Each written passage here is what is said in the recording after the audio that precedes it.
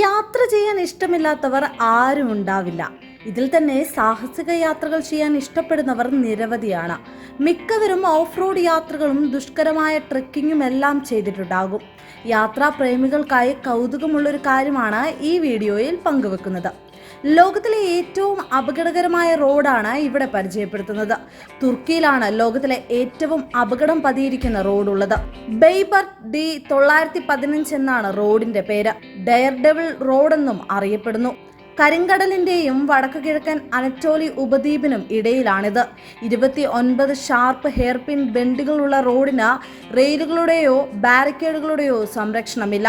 ഇതുകൊണ്ട് തന്നെ ഈ റോഡിലൂടെയുള്ള യാത്രയാണ് ലോകത്തിലെ ഏറ്റവും സാഹസികമായ ഡ്രൈവിംഗ്. വളരെ പരിചയസമ്പന്നരും സാഹസികരുമായ ഡ്രൈവർമാർക്ക് മാത്രമേ ഇതിലൂടെ വണ്ടി സുരക്ഷിതമായി ഓടിക്കാൻ കഴിയൂ. ചെറിയൊരു പിഴവ് പോലും മരണത്തിനിടയാക്കും. നിരവധി ഡ്രൈവർമാരുടെ മരണക്കെണിയായ റോഡാണിത്.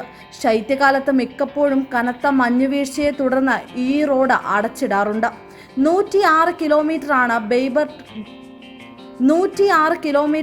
ബെയ്ബർട്ട് ഡി 915 ദൂരം. സമുദ്രനിരപ്പിൽ നിന്ന് 7644 അടി ഉയരത്തിലാണ് റോഡ് സ്ഥിതി ചെയ്യുന്നത്.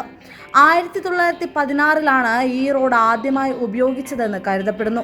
റഷ്യൻ സൈനികരാണ് ആദ്യമായി ഇതുവഴി യാത്ര ചെയ്തത്. റോഡിന്റെ ഭൂരിഭാഗം സ്ഥലത്തും ഇപ്പോഴും ടാറിംഗ് നടത്തിയിട്ടില്ല.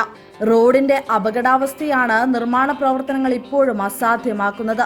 പലപ്പോഴും മലമുകളിൽ നിന്ന് പാറകൾ ഉരുണ്ടു വീഴുന്നതും അപകട സാധ്യത വർദ്ധിപ്പിക്കുന്നു. മഴക്കാലത്താണെങ്കിൽ ചെളിയും വഴുക്കലും ഡ്രൈവർമാരെ തോൽപ്പിക്കും. മഞ്ഞുവീഴ്ചയാണെങ്കിൽ ഡ്രൈവർമാരുടെ കാഴ്ച മറയ്ക്കുകയും ചെയ്യും.